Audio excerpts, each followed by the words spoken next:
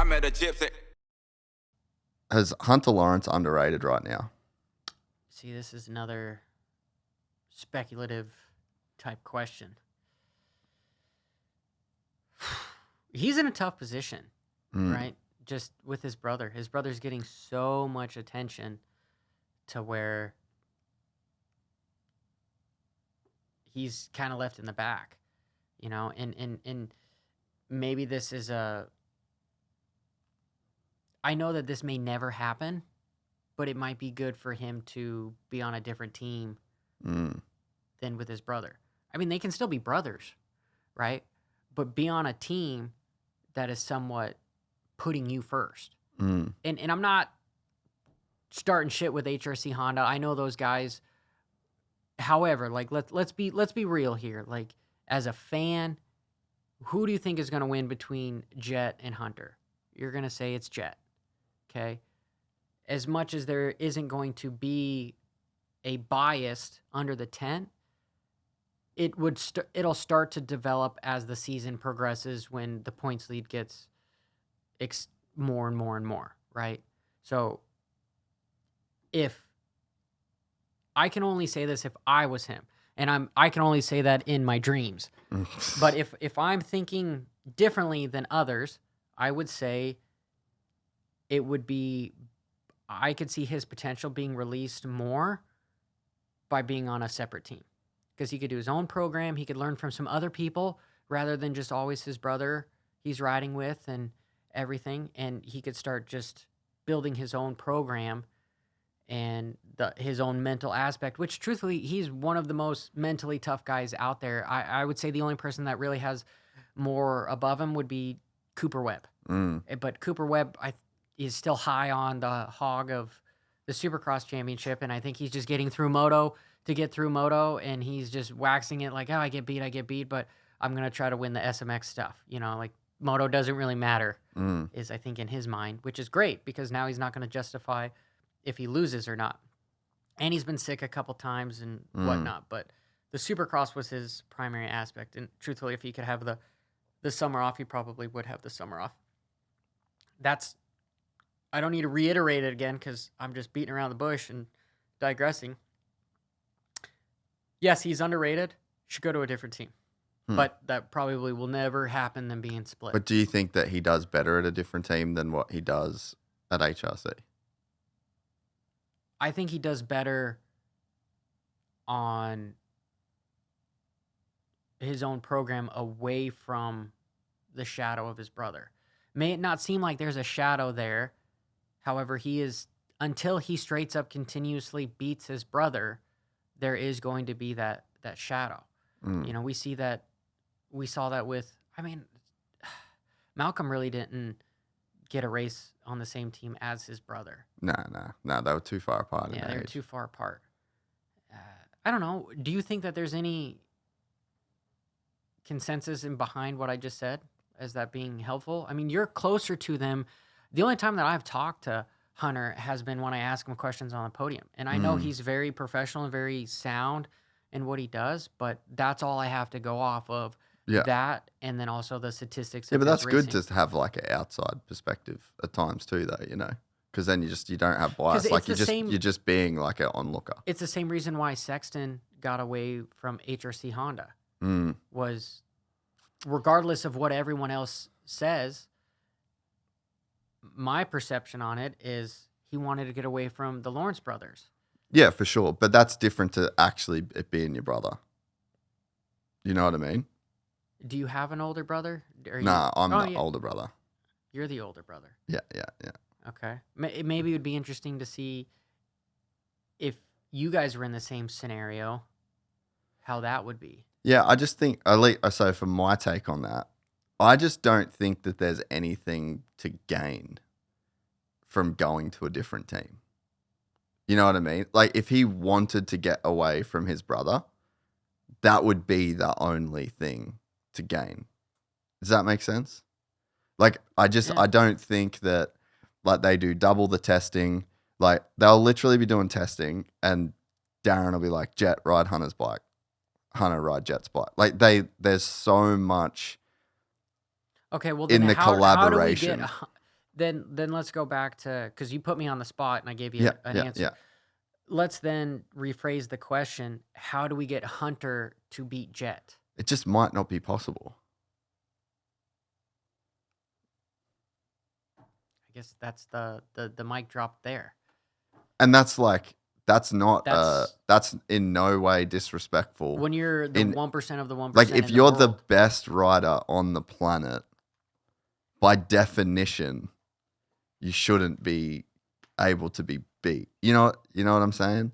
Like, if you're the best guy in the world, there's even the second best guy. Like, in jiu-jitsu, there's a guy, Gordon Ryan. Like, people just can't beat him. He's just he's too good. And he's got the right size, the right physique, like everything. He's the best in the world. And it's like, I think Jet is that guy for Moto.